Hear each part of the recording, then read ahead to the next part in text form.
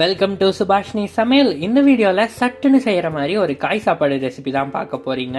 First ஒரு mixie ஜாரில் 3 பச்சை மிளகாய், 6 பல் பூண்டு, 1.5 இன்ச்சு இஞ்சி, 1 கைப்பிடி நறுக்கின புதினா, 3/4 கைப்பிடி நறுக்கின மல்லி இலையோட 1/4 டம்ளர் தண்ணீரும் சேர்த்து நைஸாக அரைச்சி வச்சுக்கிறேன்.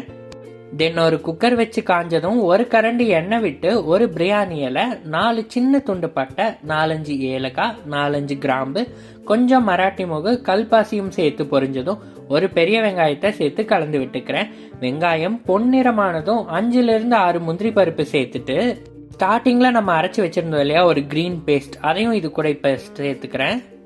நல்லா கலந்து விட்டுட்டு இது போல எண்ணெய் பிரிஞ்சு வந்ததும் 1 ஸ்பூன் மிளகாய் தூளும் 1 தக்காளியும் 1/2 கப் கெட்டி தயிரும் சேர்த்து மீடியம் ஃப்ளேமில் வச்சு 3-5 நிமிஷம் கலந்து விட்டா இந்த மாதிரி திருப்ப எண்ணெய் பிரிஞ்சு வரும். இந்த ஸ்டேஜில் உங்களுக்கு விருப்பமான காய்கறிகளை சேர்த்துக்கலாம். நான் பார்த்தீங்கன்னா 1 கப் கேரட் பீன்ஸ், 1 கப் பட்டாணி, 1 கப் மீல் மேக்கர் சேர்த்துருக்கேன். நீங்கள் காலிஃப்ளவர், உருளைக்கிழங்கு, ஊற வச்ச ரஜ்மானு என்ன வேணாலும் சேர்த்துக்கலாம்.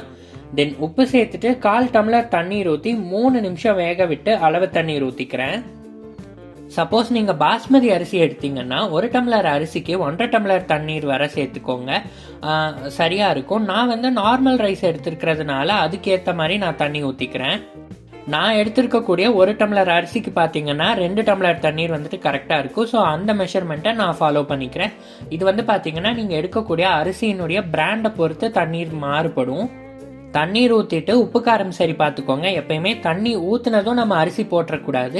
இந்த மாதிரி நல்லா கொதிச்சு வந்ததுக்கு அப்புறமா தான் நம்ம எடுத்து வச்சிருந்த அரிசியை இதில் சேர்த்துக்கணும்.